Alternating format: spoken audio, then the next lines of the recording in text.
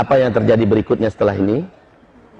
Menurut hadis Nabi ya, kita lihat nanti bulan Ramadan masih dilarang nggak orang melaksanakan ibadah umroh? Kita lihat nanti.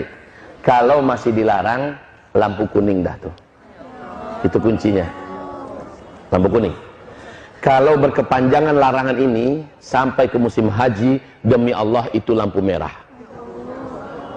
Bila sampai ke musim haji, orang terhalang melaksanakan ibadah, demi Allah pencipta langit dan bumi, saya nyatakan di depan Bapak Ibu semua, seluruh bumi akan mengalami bencana-bencana alam yang paling mengerikan. Jadi tandanya nanti bulan Ramadan. Ustaz, tidak terjadi. Alhamdulillah, kita sujud syukur bersama-sama. Berarti Allah masih sayang kepada kita.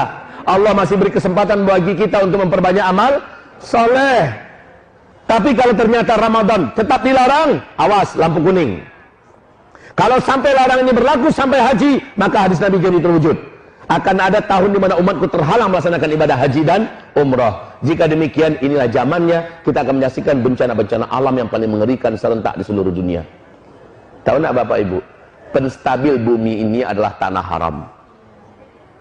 Poros bumi ini ke Sidratul Muntaha adalah Ka'bah. Penyeimbang bumi ini adalah orang-orang tawaf di sekitar Masjidil Haram. Hawa dosa, kegelapan maksiat yang dihasilkan oleh para pelaku-pelaku dosa dari orang kafir, orang musyrik, orang munafik, orang zalim, orang fasik, orang mujrim, dan seluruh orang ateis segala macamnya, itu mengeluarkan hawa hitam yang membuat bumi mengutuk, yang membuat langit tidak menerima, yang membuat laut berdoa kepada Allah, izinkan kami ya Allah menjadi penyalur azabmu kepada makhluk-makhlukmu yang durhaka kepadamu. Setiap para pelaku dosa mengeluarkan hawa hitam yang mengerikan, Pak, dan ini membuat bumi tidak rela Allah dimaksiati. Bumi berdoa kepada Allah, yang membuat laut tidak rela Allah dimaksiati. Laut berdoa pada Allah, minta izin kepada Allah agar Allah izinkan mereka mensunamikan bumi ini. Udara juga tidak rela untuk dihirup. Langit juga mengutuk, minta izin pada Allah agar turun petir dan segala macamnya. Ibarat Allah yang kami muliakan, selama ini Allah masih tahan-tahan, tapi ini akhir zaman, Allah tak akan tahan lagi. Nah, yang mampu menjinakkan bumi adalah selama orang masih tawaf di sekitar Ka'bah, selama orang masih umroh ke Masjidil Haram. Pahala di sana dikali lipatkan oleh Allah 100.000 kali lipat, supaya mampu mengimbangi hitamnya hawa dosa yang diciptakan oleh manusia-manusia yang jahat. Ketika hawa murni yang begitu putih dan bersih keluar dari amal soleh orang-orang yang beramal di tanah haram, maka itulah yang menstabilkan bumi ini, Pak. Ini penyeimbangnya. Tapi sekarang orang sudah dilarang untuk melaksanakan ibadah ke tanah suci gara-gara virus corona. Hamba-hamba Allah yang kami muliakan, maka bencana apa yang akan dialami oleh kita? Saya khawatir kalau ini panjang dan lama. Kalau sempat sampai Ramadan, sudah lampu kuning, akan dimulai berbagai macam kegaduhan yang dahsyat dan bencana-bencana yang hebat. Dan kalau sampai musim haji selesai sudah, siap-siaplah kita bertemu dengan Allah dalam berbagai bencana besar yang akan terjadi. Perbanyak amal soleh dari sekarang. Kuatkan doa. Ya Allah, hentikan corona ya Allah. Selamatkan kami dari bencana ya Allah. Selamatkan iman kami ya Allah. Wahai Bapak Ibu yang kami muliakan. Dan kalau Allah hentikan, Allahur Rahman, Allahur Rahim, Allah yang maha menjaga dan memelihara kita. Tapi kalau masih berkepanjangan, inilah hadis Nabi yang jadi kenyataan.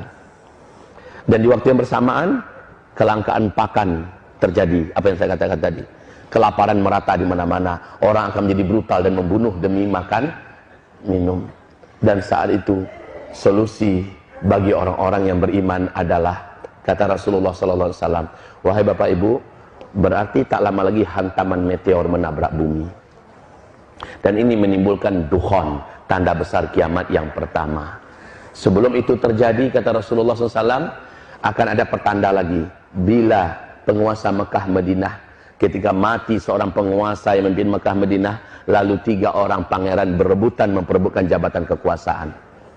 Untuk sementara informasi bagi Bapak Ibu, 3 pangeran yang sangat berkuasa di Arab Saudi sekarang lagi perang dingin, menunggu Raja Salman meninggal, adalah Pangeran Mut'im bin Abdullah, anak kandungnya Raja Abdullah yang memimpin Arab Saudi sebelum ini.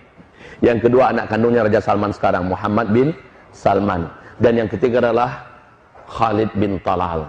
orang terkaya dan termasuk orang yang cukup kuat sekali di Arab Saudi, punya militer juga. Ini 3 orang ini siap-siap untuk saling berebutan kekuasaan ketika Raja Salman nanti tiada. Sekarang kondisi Raja Salman di usia 84 tahun sudah sangat lemah, penyakitan, tunggu mati. Kalau mati, 3 orang ini kita lihat. Kalau sempat mereka berkelahi, berebutan kekuasaan, maka apa yang digambarkan Nabi di akhir zaman terjadi di masa kita. Itu.